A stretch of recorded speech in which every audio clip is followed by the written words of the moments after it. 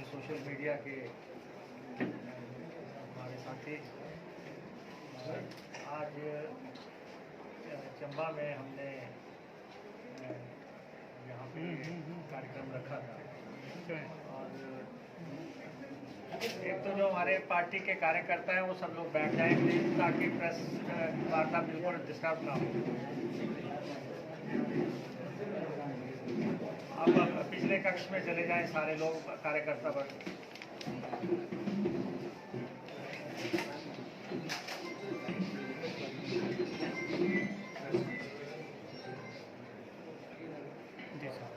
क्योंकि अब जहाँ भी प्रेस वार्ताएँ हो रही हैं, ये रिएक्शन आ रहा है हर जगह से कि ये कार्यकर्ता बीच में आ जाते हैं, तो काइंडली हर जगह पे ये सुनिश्चित किया जाए कि प्रेस का जो थोड़ा सा समय है उसको डिस्टर्ब ना करें और उनको बैठने के लिए कुर्सियाँ उपलब्ध हो सकें।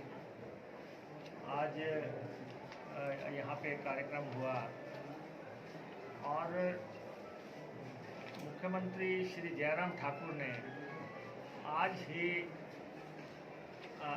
अखबारों में बयान दिया है कि वो स्वर्णिम हिमाचल रथ यात्रा निकालने जा रहे हैं और जो कि पूरे हिमाचल में उनका रथ घूमेगा और वो जो है शायद उन्होंने 51 या 52 कुछ रथ बनाने की बातें भी की हैं। हमारा मुख्यमंत्री जी से सबसे पहले ये हम पूछना चाहते हैं कि ये जो स्वर्णिम यात्रा है, हिमाचल का स्वर्णिम इतिहास है, इसमें तो कोई दो राय नहीं है, लेकिन और हिमाचल जो का निर्माण हुआ, जो हिमाचल बनाया, उसमें कांग्रेस पार्टी का रोल था। डॉक्टर वाई.एस. परमार ना होते तो ना हिमाचल बनता और वो 18 साल मुख्यमंत्री रहे और उसके बाद वीरभद्र सिंह जी 22 साल मुख्यमंत्री रहे। ख़ास तौर पे इन दो बड़े शख्सियतों के बदौलत जो है ये स्वर्णिम हिमाचल की बात हो रही है। लेकिन जयराम यात्रा शुरू करने से पहले ये बताएं कि उनकी पार्टी का इस स्वर्णिम यात्रा में क्या योगदान था, क्या भागीदारी जो है उनकी पार्टी ने हिमाचल के। एक बहुत बड़ा घोटाला ये हो जाएगा क्योंकि अब जो है इस राज्य में ईमानदारी की आप उम्मीद ही नहीं कर सकते कि ना तो कोई भर्ती पब्लिक सर्विस मिशन से हो रही है, ना कोई सबऑर्डिनेट सिलेक्शन बोर्ड से हो रही है और ना ही कोई ठीक तरीके से भर्ती प्रक्रिया के मुताबिक हो रही है। भाजपा के चहेतों को और भाजपा के कार्यकर्ताओं को चोर दरवाजे से नौकरियां देने का जो है इन्होंने काम शुरू कर दिया है। उसमें कोई रोस्टर नहीं लगता, उसमें ना तो एससी को न्याय होगा, ना ओबीसी को न्याय होगा, ना ही एसटी को न्याय होगा। जब रोस्टर नहीं लगेगा तो और इतने बड़े पैमाने पे जो भर्तियां हो रही हैं, इसका हम विरोध करते हैं कि आप जो है भर्ती को मेरिट से आप खिलवाड़ नहीं कर सकते। आप जो है लोगों के पास लोग डिग्रियां लेके बैठे हुए हैं, बहुत से लोग इसमें उनकी नौकरियां छूट गई हैं। ये बैकडोर भर्तियां करना और ये चोर दरवाजे से जो भर्तियां हैं, ये बहुत बड़ा मसला सामने आ रहा है और इससे युवाओं में भी गहरा रोष है। तो ये सारे मसले जो हैं हम आपके ध्यान में लाना चाहते थे कि और ख़ास तौर पे जो 69 नेशनल हाईवे इन्होंने कहे थे, अब आखिरी ईयर में आपकी सरकार प्रवेश कर रही है, 65,000 करोड़ रुपए के नेशनल हाईवे आपने बढ़ाने की बात की थी, उसका अब क्या स्थिति है? क्या आप उन सड़कों को बनाएंगे? जो सड़कें जो है 4 लेन बनाने की आपने बात की थी, उसके बारे में आपका क्या स्टैंड है?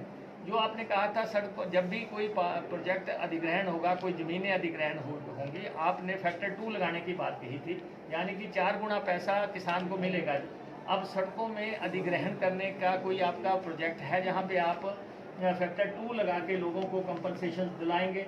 और आप अपने चुनावी घोषणा पत्र पे अमल नहीं कर रहे हैं। आप अपने चुनावी घोषणा पत्र पे अमल कब करेंगे? अब तो और उसको पूरा कब आप साबित करेंगे कि आपने जो वायदे किए थे हिमाचल प्रदेश की जनता से, उनको आप पूरा करें। और ख़ास तौर पे कोरोना काल में ये सरकार पूरी तरह फेल हो गई है और 3500 लोग, तो ये खुद कहते हैं कि 3500 लोग मारे गए, लेकिन जो जन्म और मृत्यु का प्रमाण पत्र जहाँ से जो एजेंसी जारी करती है उसके मुताबिक हिमाचल प्रदेश में 6500 मौतें हुई हैं, मतलब कि डबल मौतें हुई हैं। लेकिन अगर इनका भी हम आंकड़ा मान लें कि 3500 हुई हैं, उनको इन्होंने कोई मुआवजा नहीं दिया। और कोरोना काल में स्कूल के बच्चों की फीस कोई इन्होंने माफ़ नहीं की, किसी टैक्सी ड्राइवर की मदद नहीं की, किसी बस ड्राइवर की मदद नहीं की, किसी भी सेक्टर को आपने मदद करने की कोशिश नहीं की। तो ये सारे मसले जो हैं हम जनता के दरबार में भी उठा रहे हैं। और दूसरा, ये शासन जो है अब माफिया के लिए जाना जाएगा। अब सरकार से आप विकास की कोई उम्मीद नहीं कर सकते, कल्याण की कोई उम्मीद नहीं कर सकते। इसमें हर सेक्टर में माफिया जो है लूट पे आ गया है, जिसको कहते हैं राम नाम की लूट है, लूट सके तो लूट। अब तो मतलब कि एड़ियों के बाहर हो गए हैं इनके कार्यकर्ता, उनको लगता है कि आखिरी साल आ गया, अब इसके बाद पता नहीं क्या होगा। तो इसलिए लूट जो हो रही है, चाहे खनन माफिया है, चाहे, और खनन माफिया ने तो हर ज़िले में आतंक मचाया हुआ है। और चंबा जिला में भी जिन लोगों ने चुनाव लड़े हैं वो लोग जो है पूरी घाटों पे काबिज हो गए हैं और अनियंत्रित हो गए हैं, और इन लोगों को सरकार का फुल पैट्रोनेज मिला हुआ है। और ये सरकार को रेवेन्यू नहीं मिल रहा है। लीज और लूट में फ़र्क होता है। लीज वो होती है जिसमें सरकार को रेवेन्यू मिलता है और वो एक डिसिप्लिन्ड एरिया में किया जाने वाला काम है। लूट वो होती है जब आप सारे में ही कब्जा कर जाओ कि हमारी सरकार है, हमें कोई पूछ नहीं सकता।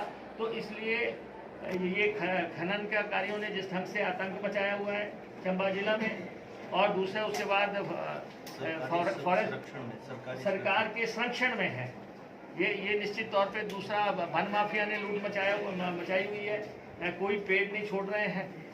उसके बाद शराब माफिया जो है वो तो क्लियर कट नेक्सेस है, सरकार के साथ नेक्सेस है। क्योंकि अगर बोतल सेल घर पे मिलने लग पड़े, अगर पैग सेल जो है मोहल्ले में मिलने लग पड़े, अगर इतनी आसानी से अवेलेबिलिटी हो रही है तो बिना सरकार के और प्रशासन के मिलीभगत के बगैर ये हो नहीं सकता।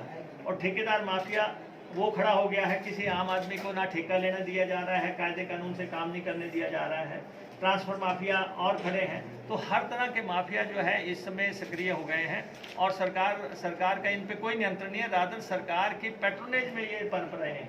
तो वो मसला भी सारा यहाँ पे सामने आया है। और बाकी तो आज का जो हमारा कार्यक्रम था वो यहाँ पे कार्यकर्ताओं का मिलन समारोह था और वो रैली में कन्वर्ट हो गया। काफ़ी संख्या में लोग आए हैं, काफ़ी संख्या में ज्वाइन हुए हैं। तो मेरा तो जो आपसे बात से कोई सक्रिय हो रही है, तो आप इसको किस नज़र से देखते हैं?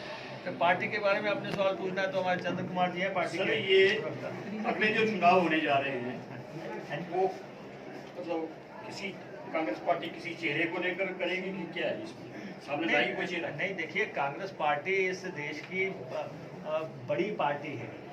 आज की डेट में भी जो है हम प्रिंसिपल ऑपोजिशन पार्टी हैं, हिमाचल में भी हम प्रिंसिपल ऑपोजिशन पार्टी हैं। और लोग हिमाचल प्रदेश में कांग्रेस को एक विकल्प के तौर पे देख रहे हैं। और हम कांग्रेस पार्टी के लोग, हमारी राष्ट्रीय अध्यक्ष सोनिया गांधी जी, राहुल गांधी जी के नेतृत्व में काम कर रहे हैं।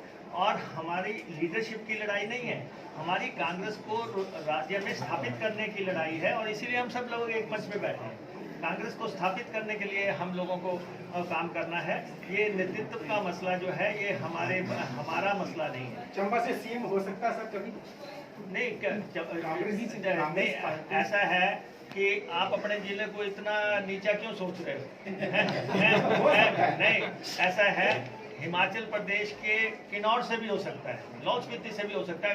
तो जो आदमी हिमाचल प्रदेश विधानसभा में चुन के आता है वो जो है किसी भी पोस्ट का अधिकारी है, इसलिए किसी भी जिले से हो सकता है। हम उन विवादों में नहीं पड़ना चाहते कि आप तुलनात्मक दृष्टि से कहें कि जी यहाँ से हो सकता है, वहाँ से हो सकता है। कांग्रेस पार्टी ना तो क्षेत्रवाद में विश्वास करती है, ना ही हम जो है किसी धर्म विशेष में इस ढंग से विश्वास करते हैं।